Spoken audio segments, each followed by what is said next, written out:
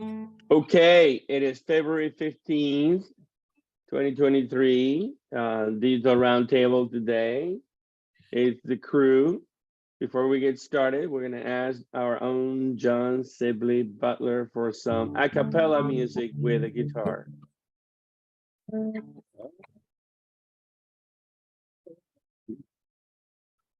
Falling in love again.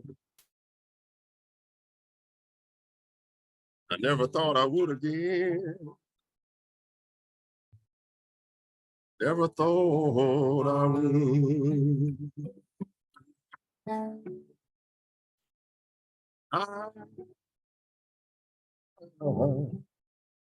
I'd be making mistakes again. But if I lose the way, how would I know? How would I know? How would I know?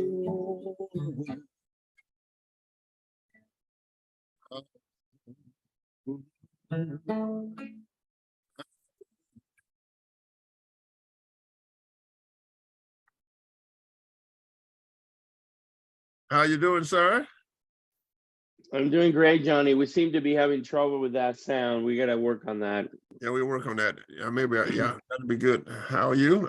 I'm doing good. I'm doing good. I'm in the middle of an R&R series. But how are you doing?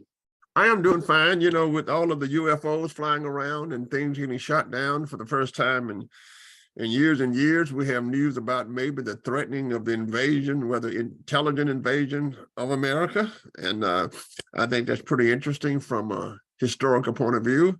What were they? Were they the old balloons that they utilized for years and years and years to collect information? How were they? Pilots are saying that they saw no way of movement. And so that's pretty interesting. And of course, we had another mass shooting there up in Michigan. So it seems like it's coming more and more now, because we've had them all the time since the Zodiac and shootings at the University of Texas and in Connecticut. But it's always sad to see that. And then we're still back in World War II when we turn the television on and look at all of the madness. And you know, I guess the bright side is that innovation and entrepreneurship is the highest it has ever been, with people refusing to go back to work. And of course, the weather has always been a problem. So like all human beings, we must see how to solve these problems. I wonder what humans thought when the Ice Age was here. So you have to put things in perspective. So I'm doing well. The weather is doing well. It's good to be here. Excellent, excellent. Llewellyn King, how are you, sir? You're muted. You're muted. You're muted.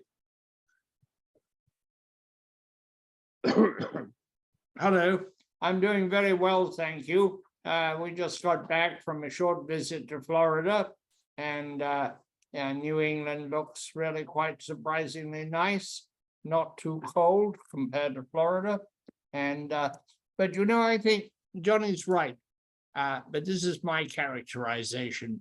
I don't know if there's a collective noun for inflection point, but we seem to be at a lot of inflection points where things are changing, and changing in very large ways. John just touched on people not wanting to go back to work in the way that they had worked, the 9 to whenever, or the 8 to 5, or whatever the grind was, that people want to work more comfortably at home, or certainly out of the office. That's a change. Then we have changes internationally. Geopolitical lineups are altering, and they can alter very fast. For example, the rather autocratic ruler in in Turkey, Erdogan, has suddenly been brought low, not dispossessed, but brought low by a terrible, ghastly earthquake, killing maybe as many as 50,000 people. already with a body count of over 30,000, which just reminds us that nature is not to be taken for granted. We're headed into a wild new time of technology, both exciting and causing some apprehension, particularly the arrival full force of artificial intelligence coming at us this time through the search engines, where artificial intelligence is going to enhance searches. On the whole, I think it's going to be very good, but it removes the individual further from the source of information. It provides more information, and yet somehow there is this technological barrier between the individual and the information, which is disturbing. The individual feels left out, ostracized, alienated. And we have the issue of freedom of speech, again, coming back to high tech and to information technology. And we haven't really got a philosophy to deal with the new pressures on freedom of speech. I'm a journalist. I've been a journalist for more than 65 years. My interest is always in no censorship, but I'm not even sure that that is valid. I haven't abandoned it, but I'm not so sure about whether you can go around saying no censorship, because there always have been quiet kinds of censorship. There's been the fear of litigation, which was a censorship. It kept things from being published. Nobody wanted to be sued for libel. You had public disgrace. You said things that were outlandish and they got published. They were hung around your neck. That was the end of your career if you were a journalist or a politician or anybody in any sense in public life. That is no longer true. There are new baselines for truth and new standards for public outrage. In fact, the standards for public outrage are now concentrated on small things, not big things, like derivatives of Me Too. You touched on that, Johnny touched on mass shootings. We may have to take a serious look at things which have been treated as sacred in the Constitution. The Second Amendment. I read it one way. I think Johnny and yourself, at least in previous conversations, clearly read it another way. But it isn't working as it was designed to work. That I think we can probably agree on. It was not the desire of the founding fathers that people would run around shooting each other with very efficient weapons. So it is a time, as I said, of multiple changes, of many little changes that will ultimately affect how we all live in very profound ways. Yeah. Well, it's really interesting to me that here we are in February, and I just came from Distributech, the largest grid show in North America. There were 17,000 people in attendance, record number historically, the largest ever. And you might recall that 4 weeks ago, I was at Las Vegas at CES, Computer Electronics Show, where 100,000 plus people attended. That's usually a 300,000 people show that is kind of climbing back from COVID days.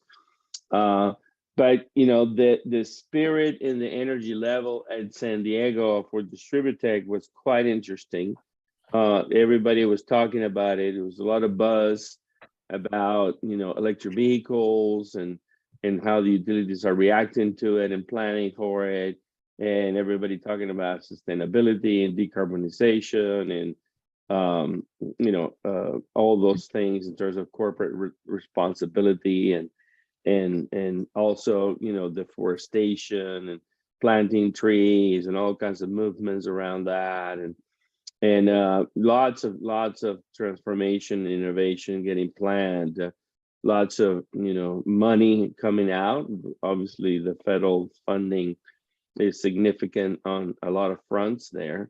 So 2023 seems to be an interesting year where, while the economy globally seems to be in trouble, the United States seems to be gearing up for having a banner year on many fronts.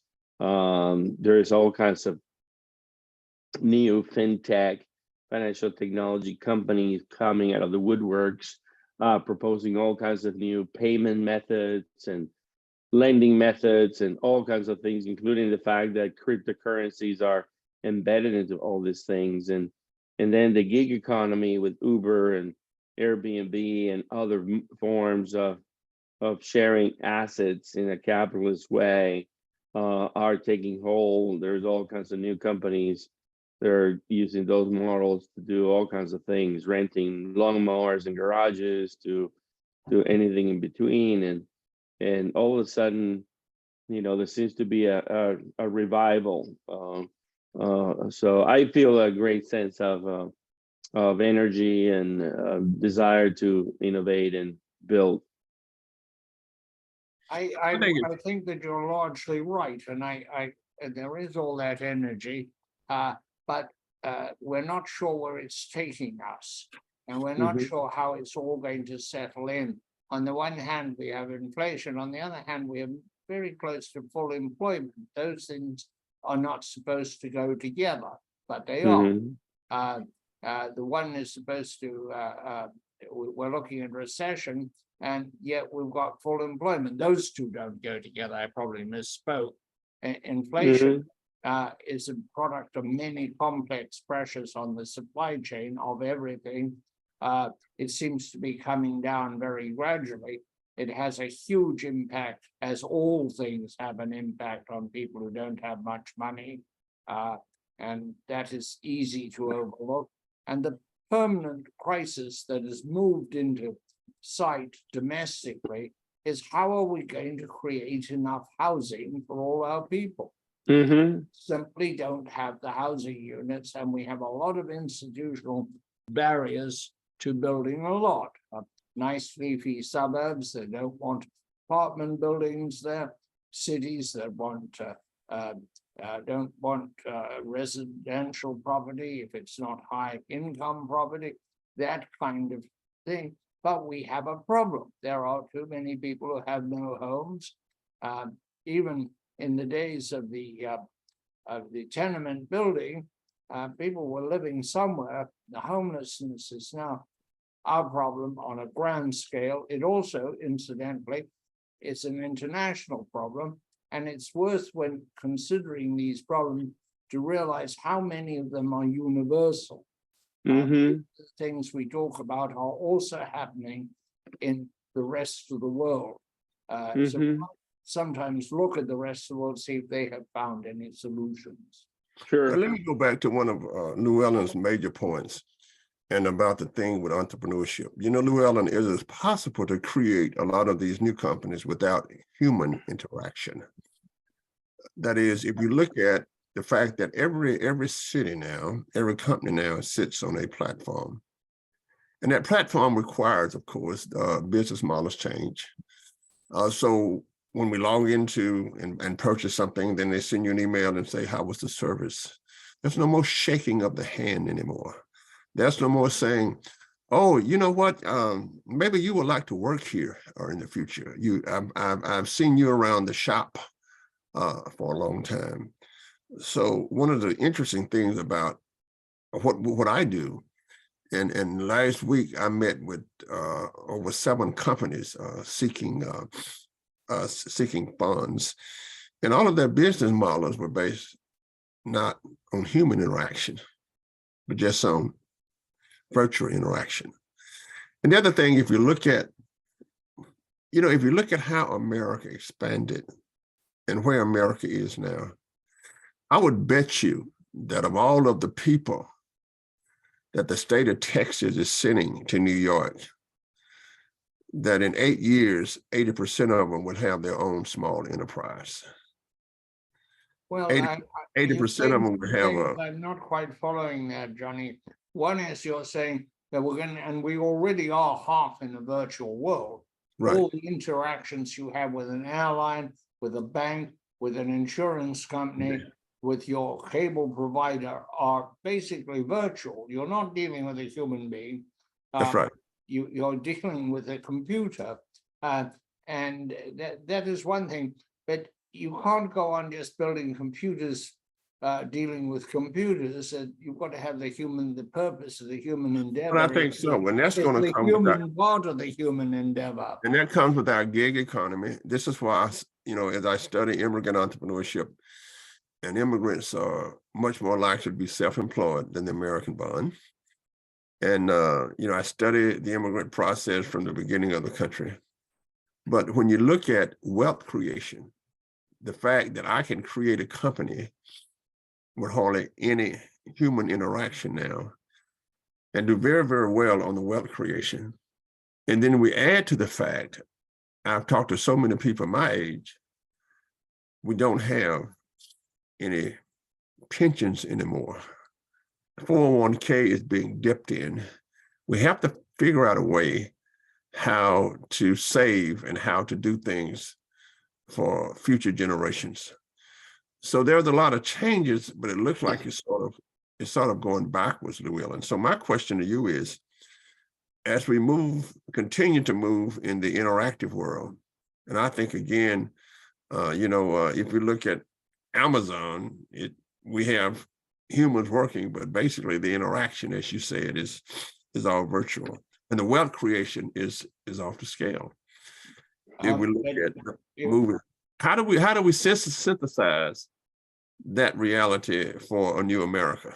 Well, I think this is a very challenging and very worthwhile question that you're posing, Johnny.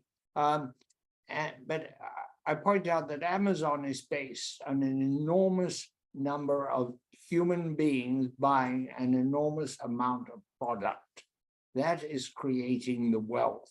It is not the algorithms that run Amazon. It is the individual customers that create the wealth. And it's been a huge a change in retailing. Largely, it's been fairly good for people. It's sped things up, it's reduced prices. It's probably not so good for small manufacturers who get squeezed, although they have little set-asides, if you will, in their system. When things get very big, the way Walmart did, Walmart was able to squeeze the small manufacturer in a brutal way. They weren't squeezing the big manufacturer, they were squeezing the small manufacturer. And innumerable times I've heard of people with very good, appealing products who Walmart said, we will take those if you reduce the price. And the price they wanted was a price that was uneconomic. Now, if that happens or is happening, and I'm not knowledgeable with Amazon, that is not a good thing.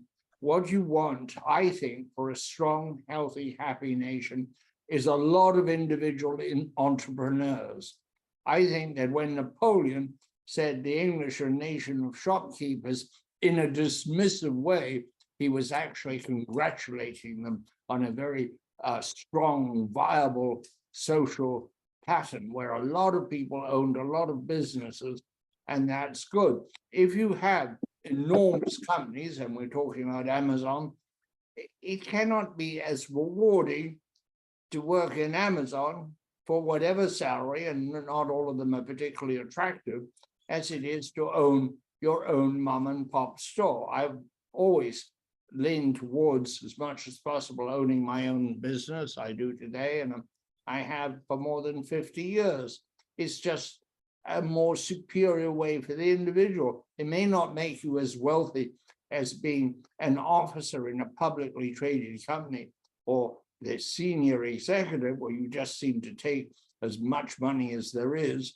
But I think if you want a happy, prosperous, competitive America, you want to look to a lot of individual entrepreneurs and a lot of people who believe that they can be entrepreneurs and that they can rise and be self-employed and make very good money and leave something behind them. I think you're exactly right. So let's move from John, Andrew, did you just hear Johnny say that I was exactly right? you are exactly Yes, right. Can you yes, please yes. record that and have it played over a seven? Let's talk about the trend and you're right. Since Max Weber's book, The Protestant Ethic and the Spirit of Capitalism, where he took on that idea of shopkeepers instead of the great thing, what has happened is that we have educated our kids away from creativity. So one of the great things that my father said, who was a great man, he had degrees, but he also had a lot of business enterprise, was don't allow your college education to take away all of your creativity. Now, what does that mean? Well, if you go back and look at where we've come since Max Weber's book, The Protestant Ethic and the Spirit of Capitalism, or your comment on England, that there's a trend line which says the following. The first generation will own the shop. The second generation will go to college. The third generation will struggle, and the fourth generation will start all over again. Because all of our gearings, when I went through high school, there was nothing about self-employment. All came from my family. When I went through undergraduate school, there was no mention of self-employment. Well, in the 1980s, 1990s, we tried to institute the idea of self-employment. So you're exactly right. But you see it, you're seeing it come back in many different ways. So right now, if you look at the 3 million, 35 million, whatever it is, enterprise, most of them are self-employed, small quote, with 1 to 7 employees. And I think that is an outstanding way. And by the way, the self-employed in America own 85% of the stocks. The self-employed in America own lots of the real estate and et cetera. So I have no question about self-employed. My question is this. So I was reading a newspaper about a North Korean student who went to Columbia University. I think that school it's not the University of Texas, it's somewhere in New York City, in the inner city. It's, I don't know, Columbia University. And she said the following, and I'll send it to you. I was shocked that at Columbia University, they were teaching the students the exact same thing that my rogue government in North Korea was teaching us. The problem with the world was capitalism. The problem with the world was white men. The problem with the world is destroy our modern economy and rebuild it in a more gingered way. I think that's a problem. I would like to, Andres, if it's all right with you, I'd like to respond to that by suggesting that one of the great inhibitions to self-employment is the way that we credential people through university and what is taught in universities. We are teaching a whole slew of subjects in universities that do not qualify you to be self-employed in any way whatsoever. You cannot go out there and get a pickup truck, write your name on the side, and sell history door to door, or sociology, or journalism for that matter. There is a wonderful little school in South Carolina, in Charleston, called the American Academy of the Building Arts, which is a 4-year college, liberal arts, with one extra to it, and that is a trade: stone cutting, metal working, carpentry, both finished carpentering and framing, and decorative plaster. It came out of the hurricane in Charleston, where there were no experts to rebuild the classic buildings. So they started this college. But what fascinates me about this college is that within 5 years of graduating, 1/3 of the graduates start their own businesses. That is phenomenal. And why is that? Because they have something with which to start their business. Well, yeah, They can cut stone, they can do blacksmithing, they can Let build me- a house. Well, let me just say this. Come out of the I normal- think you could do nothing without the liberal arts. That's music, I'm all for the psychology, and liberal arts, sociology. dear 'cause boy. it comes I'm out. Oh, somewhat you a need- work of liberal art myself, you know. Yeah, You but need- that's what it called, because, business start with people, and people start understanding people. So I take a psych and a social course as the Yeah. fundamental Let me- element of business. Yeah. And let I me- want to let show me you this share- article here too. Hold on, Johnny. Hold on. Let me chime in. So I want to share with you all. You probably know this publication called Fast Company. You ever heard of that? No. So they're Oh, it's a Fast company. Company. Yes. Okay. It's a magazine very well Yeah. known for trends and innovation and things. Anyway, they track all kinds of things. So they publish the top 10 fastest companies. This is the top 10 fastest growing companies in 2022. We just started with 2023. So the list will be interesting. So number one is a company called Stripe, that is all about kickstarting a carbon removal industry. So, we can talk more about that. The number two is Sologen, for devising an emission-free way of turn sugar into industrial chemicals. Number three is a company called 12, for turning the tide on petrochemicals. Number four is Block Power, for tackling climate change by giving every homeowner the opportunity to electricity. Number five is Climate Trace, for tracking down country level emissions data. Number six, Watershed, for putting companies on a carbon diet. Number seven, Duconomy, for calculating the cost of our lifestyles. Number eight, Microsoft, for humanizing productivity. Number nine, SpaceX, for building a rocket that just runs. And number 10, Canva, for making designers for all of us. I mean, climate change, decarbonization, the planet, all that, top tier, right? And then rockets, what Elon Musk is doing, and then Microsoft. And what all those companies have in common are science. Okay, so when I teach my entrepreneurship, I said, look, here's the deal. Companies start with science. So Microsoft, to me, is a computer science company. And and Southwest Airlines is the science of flight. Kellogg's cornflakes is the science of food. And ABC Yard is the science of agriculture. And then it takes us to transfer that science to the market. And Llewellyn, this is where I think you cannot beat a great psychology or sociology or economics degree or a business history. I think that every school need a whole lot of business history. Or this is what happens. With regular in entrepreneurship classes, you just learn about the numbers. But when you read about the lives of Rockefellers, when you read about the lives of other great entrepreneurs, you learn about their family. You learn about what the families went through. So I think that business history is the most important thing in understanding. Go read Sloan's book, How I Built General Motors. That's everything you need to know about business, although the technology has changed. So I think what's important for us to realize as we go forward, that it is the new science that creates the jobs. It is, and if I come from, I knew the person who did the science for Popeye's fried chicken. I can't eat it, and that's the science, right? If you look at who's doing the science now for blockchain, that's the science.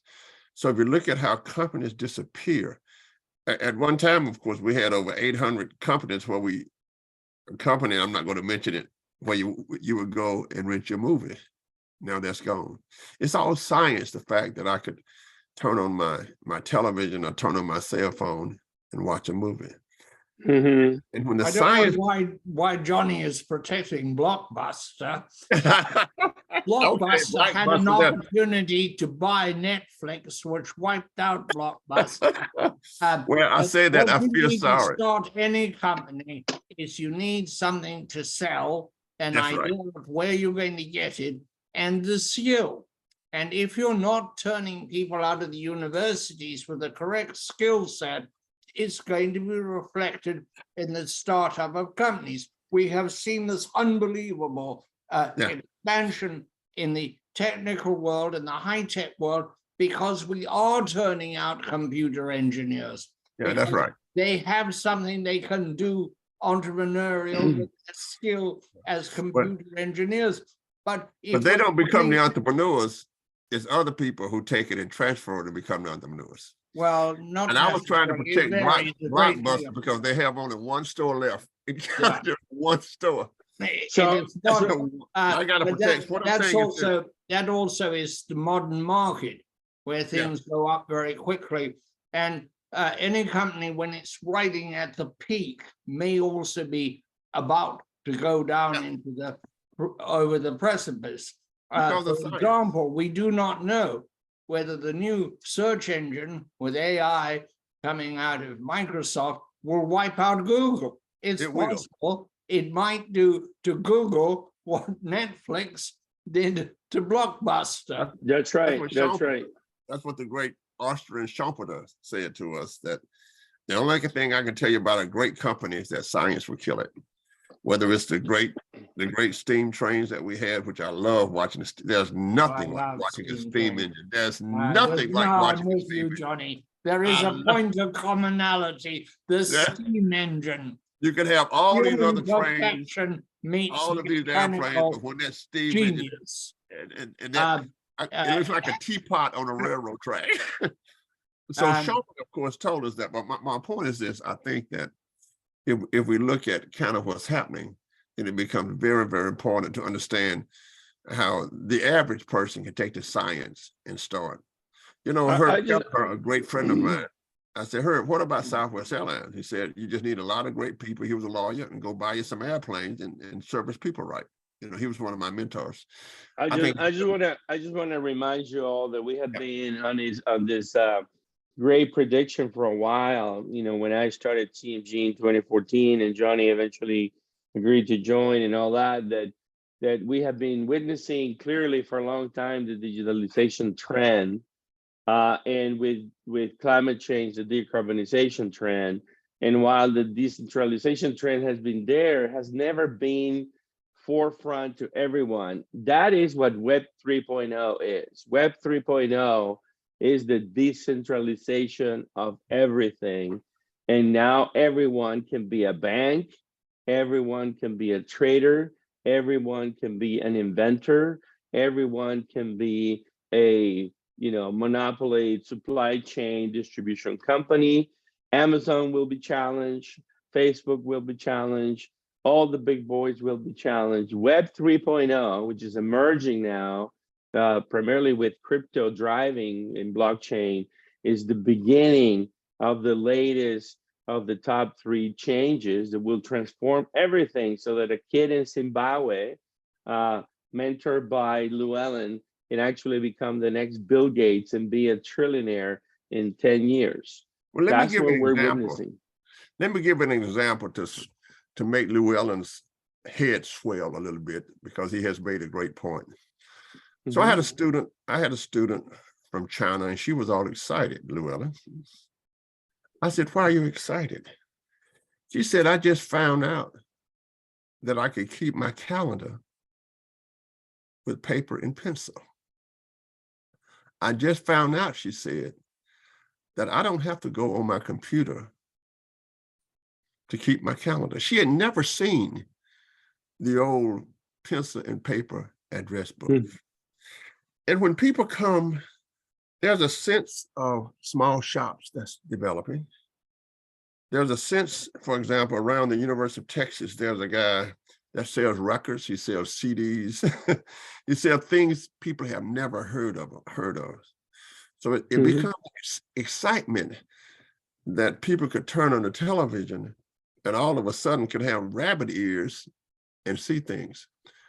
Llewellyn, you might have to walk over to the television and switch it on. Llewellyn, I take a slide rule to my class sometimes, and the students say, my God, you don't have to plug it up. I think what happens, Andreas, is this. I think this is what I would invest in. I would tell everybody to invest in board games again. I would tell Mhm. everybody to invest in rocking horses again for children. I would tell everybody to invest in train sets for children, because I think in the future, generations are going to want to look back and say, my gosh, everybody's wearing a tie. What happened to the bow tie? Mhm. So there's a sense of what happens is that there's almost a circular as people live and as we die, as we see things. And people would say, maybe we should just play Monopoly again on the kitchen table. And I think it's a market for that. Thank Oh, you. yeah. I'd like to bring up a subject which I've been thinking of. And this is a good forum when it's just the three of us. And that is electric utilities. I've always said, and we talk about them a lot, we all have an interest in them, that they need a portfolio of energy sources. They don't want to be dependent on a single one. All of the above has always been something that's rather attracted them. And yet we as a nation are headed to total dependence on electricity, to be absolutely electric dependent for absolutely everything, whether it is your student's calendar or it is us doing this show or the gasoline I'll pump in my car later today or the lights or the heat or anything. We're going to extend electric dependence into areas of endeavor where it has never been before. We're going to use more electricity to make steel. We're going to use it to make cement. We're going to use it as the greatest tool for decarbonization when we totally decarbonize its production. But that opens up a stunning vulnerability. If you'll see what happened in Ukraine, the first thing was the Russians went after the electric supply. We were engaged in the Balkan mess in Kosovo. We went after the electric supply. The first thing in a revolution they used to do was to take out the radio or the communications or the newspapers. Now the first thing any aggressor does, revolutionary or external aggression, go for the electric supply. If you control the electric supply, you control the country. So I pose as an intellectual question, are we going in the wrong direction with too much dependence on electricity? Without establishing a real, don't tell me that resilience is a goal. They all talk about resilience and they're not resilient, as you have seen in Texas with the blackouts. This is why many of us, and me from the beginning in 2003, have always thought that a single grid, a single national grid is a dumb idea. The grid should be built just like the internet. If you take one node on the internet, the other nodes reconfigure and the data continues to flow. And so the grid of today needs to be reimagined and rebuilt on a multi-way path grid that is a bunch of little microgrids, a bunch of little islands that are interconnected. And it's not built that way at all. So you're absolutely right that this is why Texas is separate from the Western Interconnect and the Eastern Interconnect by design. It was LBJ who decided to disconnect Texas from the national grid so that Texas could secede the nation. LBJ did that, okay? It was not a Republican, okay? Because the dependency on a single grid is a single point of failure. So you're absolutely right on that, Llewellyn. And let me just say, I think that without saying too much, I think that our DOD is ahead of the curve. I think there's another internet that we can use, but you're exactly right. Llewellyn, when you said that, I thought about to my service in Vietnam, where we said that we could dominate the Ho Chi Minh Trail, where things are moving from the north to the south.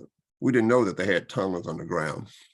It wasn't just the Ho Chi Minh Trail that was bombing, but we had, I can remember seeing entire hospitals on the ground. I just remember seeing entire cities on the ground.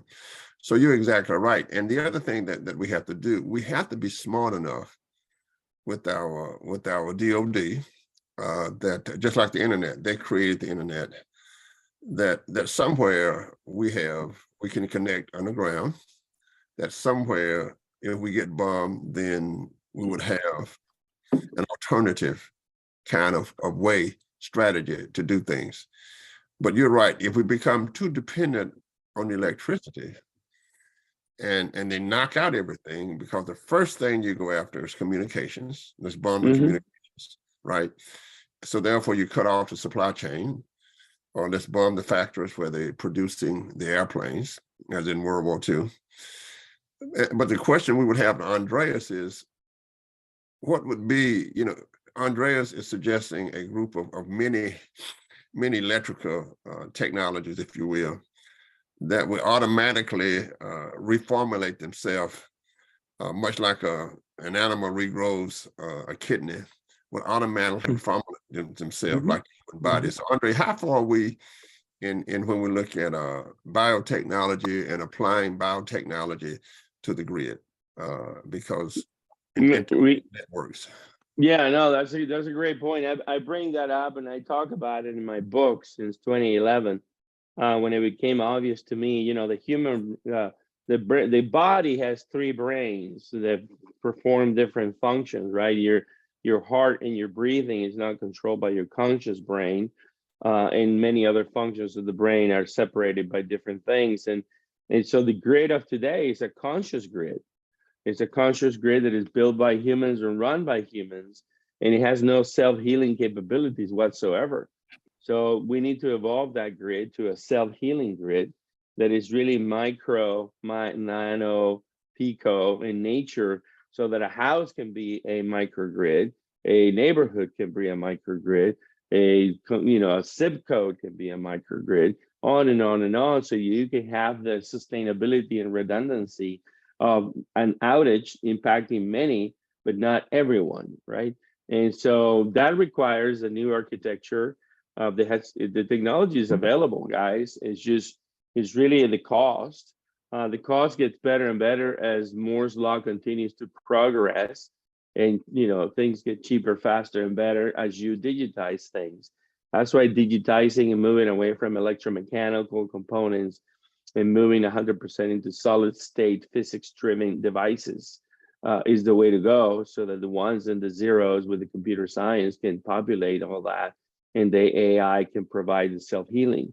We're probably 20 years, 30 years away from that reality, unfortunately, because it costs too much to depreciate all the current infrastructure and replace it tomorrow morning. Remember that the other thought is that it is not just hostile action that we're vulnerable to. It's excessive weather. Oh yeah. Weather. Oh, yeah. I mean, we cannot survive tremendous storms. The electricity goes out, and all That's the right. electric company can do is suggest that you stock up on batteries and candles. That's This right. is not the solution. Yeah. Well, the ancient Egyptians believed that the heart was the brain. And that's why you've never heard anybody say you died from a broken brain. And I think Andre is right. How we think about the world, and this brings us back to technology.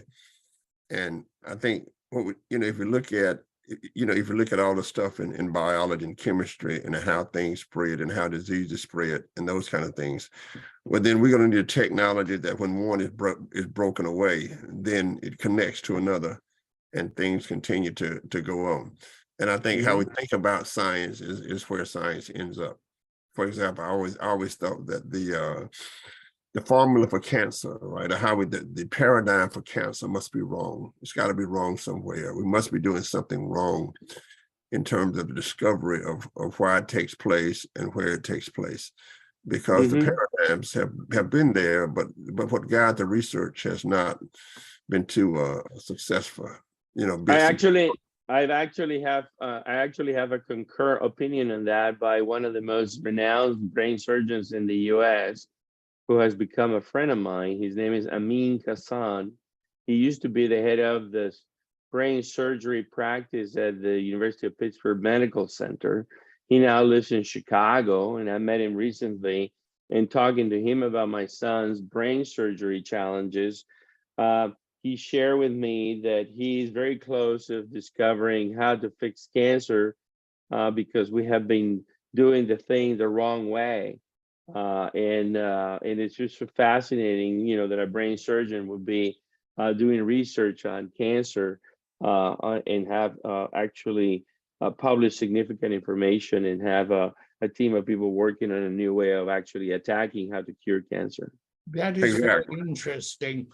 Some years ago, I was asked by some brain surgeons to do a television program. And the reason they wanted to do it was because they were sick of lying to their patients. They said, Right. they come in with brain, we tell them, oh, you're going to get chemo, you're going to get radiation, and they're dead in 6 months, and we know it, and we don't tell them, and we know that this, what we're doing to arrest the cancer is not working. We really have to improve. But I don't know whether they really were able to make any, what they want to do was to begin the research on clinical research on actual cancers. The problem is the subjects die so fast that it's very hard to establish any normal Pattern. Yeah, but this is normal pattern. And that's we were yeah. trying to establish, and I thought it was absolutely fascinating. And afterwards, Joe Biden, who was not in office at the time, came over and talked to us because he was so interested because of his son's cancer. Exactly right. But I mean, if a you look lot at of flight, doctors know that what they're doing is not going to help anything, but it's what they do. Yeah. if you You've look got at a flight, great that's why I many love factors. following the research on flight. And one of my students who just he was CEO of Southwest Airlines, and I was asking about, you know, you're going to move the wings. I mean, you're going to move the engine on the 737, and move him and don't mess with the airplane. And then that's the science of flight. I mean, every time something happens, we learn from it. Every time something happens. With the human body, you know, because of the religious ideas and how we think about life and etc., we have not been able to take the analog of that and really learn. You know what I mean? Wouldn't it be great if every time somebody got cancer, then we have a national kind of of catalog of everything that they did. So my grandfather smoked a cigar every night and drank some whiskey and lived to be 96 years old. You know, so you meet the anomalies, right? And so you got to ask the question, what does genetics play? I mean, Right. but get back to the point, I think how we think about paradigms, how we think about what guide us, how we think about things, really have an impact on how things happen in the future. And I think the same thing is for education. I've always, as a classical guitarist, I've considered education outside of the classroom just as important as being credentialed. You know what I mean? Yeah. So My especially point. with the internet, I tell my students to learn everything you can. I had to pay $60 for a classical guitar in the 1960s and 70s. Now I just go online and do it for free. So I think how we think about things and solve these problems are very, very important, and how the paradigms will change. I'd like to bring up in this discussion one of the problems, which is institutional resistance. And one of the things that limits the growth of companies is they go on making silent movies after the talkies have been discovered. They are just totally disinclined to do anything new until they are compelled to do it. And it happens in the professions, and it happens especially in medicine, where they continue with outdated therapies because that's what they know and that's what they can do. And unfortunately, also, that is what pays. Yeah. For example, in my area of research, when we redid Austin, we asked theoretically as egghead professors, you know, well, how do companies go without the science? Well, we found that the ecosystem was just as important as anything. So you can have a great discovery in Illinois, but you can't commercialize it. And the web page was found in Illinois, and they laughed at it, and they took it to Silicon Valley and look at it now. So we had to change our paradigm and say, in addition to the science that's developed, we have to have the ecosystem, which was composed of great lawyers, IP lawyers, marketing firms, you know, and finance, and those kind of firms got to get with the scientists. It doesn't make sense to me to have engineering separate from a business school.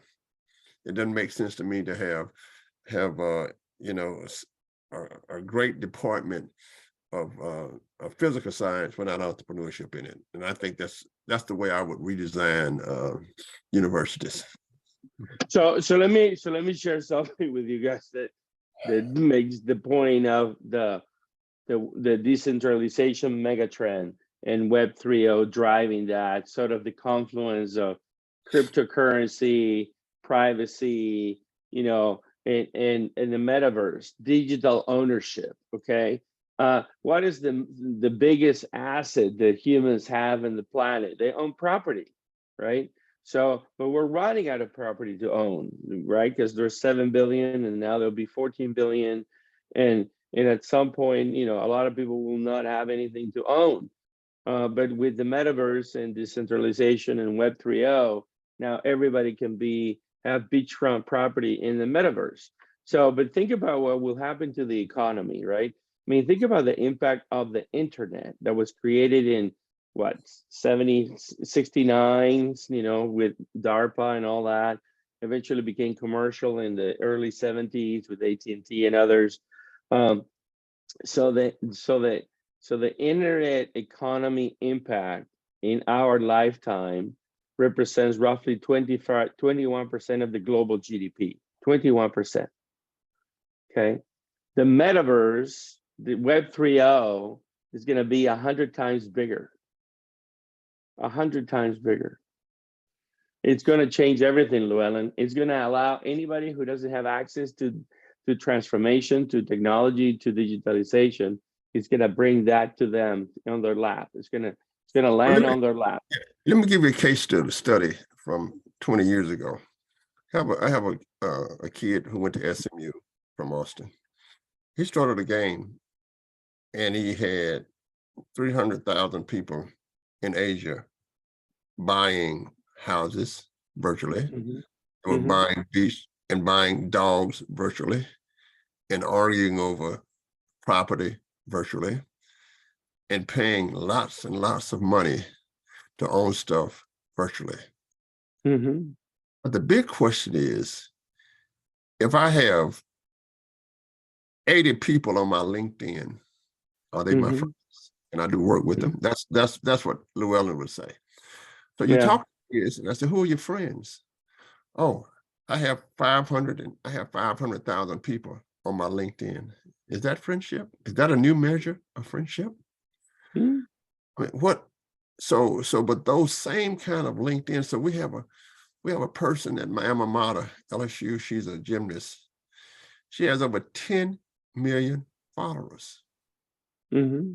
So you can imagine what her NIL salary is. But it has become a problem because when she shows up in person, my alma mater now has to provide security for her because every young man is coming to the gym trying to see her. She's a good gymnast at LSU. Mm-hmm.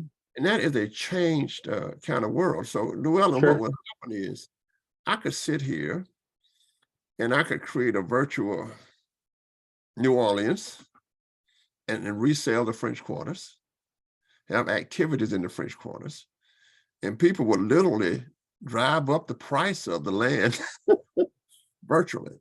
So my student from SMU, he was making millions of dollars a year selling stuff on the internet, or the metaverse, as we call it, that didn't exist. That's a business model. And that's a curiosity. I don't know what it is, but his bank account is mighty nice. And I just told you what it is. Yeah. And people still want to buy it. It's just but the thing about friendship is really quite interesting because of the kinds of communications we have. We now can have genuine friends, as Linda and I have genuine friends in Brussels, in England, in other parts of the world. We don't see them so often, but and what are friends? They're people who know what you know, respond as you respond to the same stimuli, and no longer is it absolutely necessary for them to be down the street because of the communication.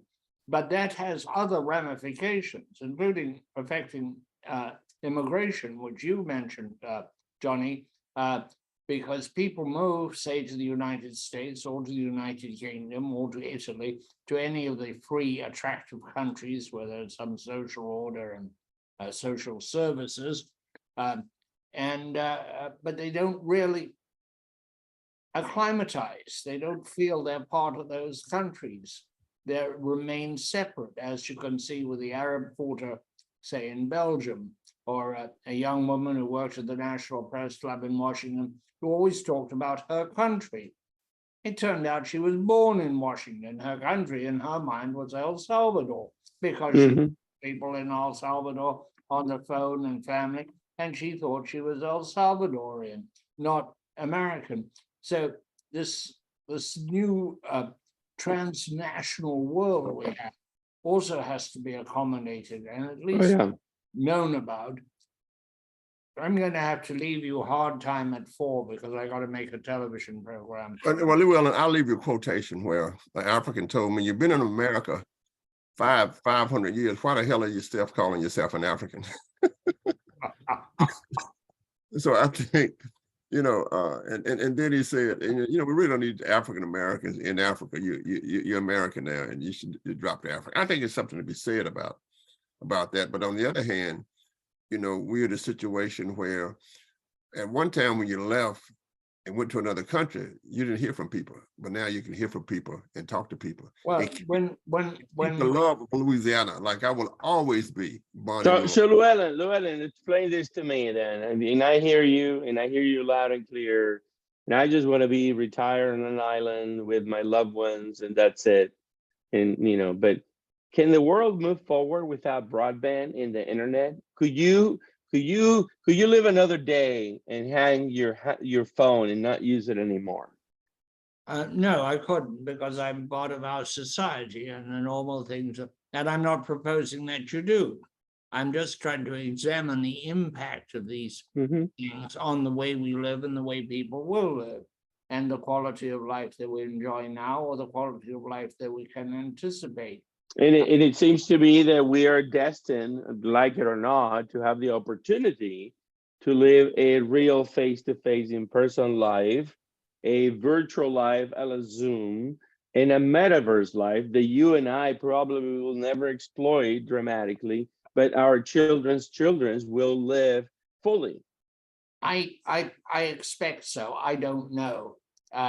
What we do know is that this kind of anticipating a steady growth of a line, an exponential growth in anything, doesn't usually happen. Something else happens. An exponential line drawn from any point in history was never accurate because something else happened.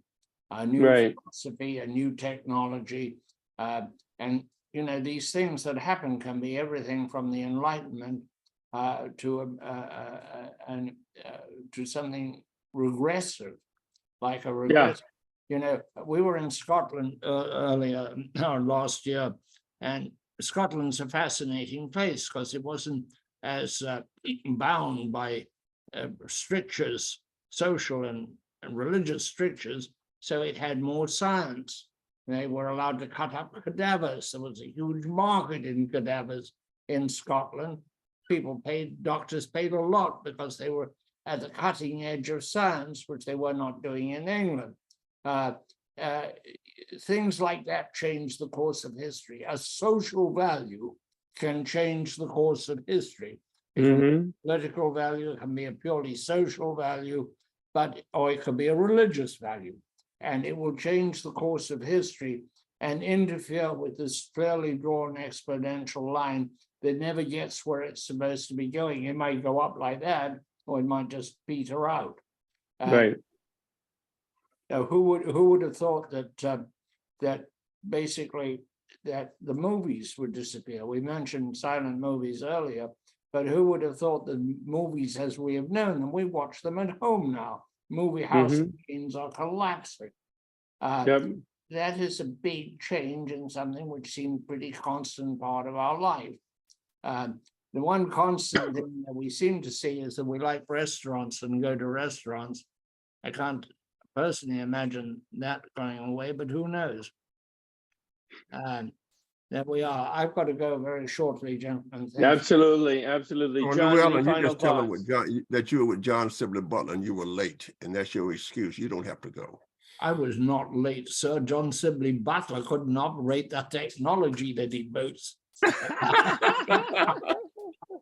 Tell us that the guy who created glowing fish. All right, look, you guys, good chat, good chat. Play the guitar so I can get out of here because I'm going to make a television program. Let's and go, Johnny. reprise all these ideas for other people. America, oh beautiful for spacious skies. Oh, and the winds of rain.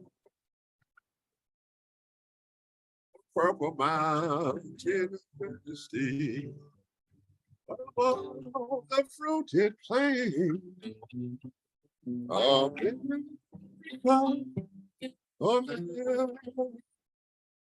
God shed praise on the king and come thy good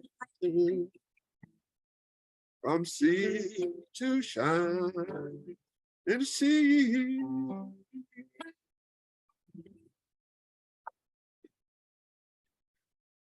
Okay,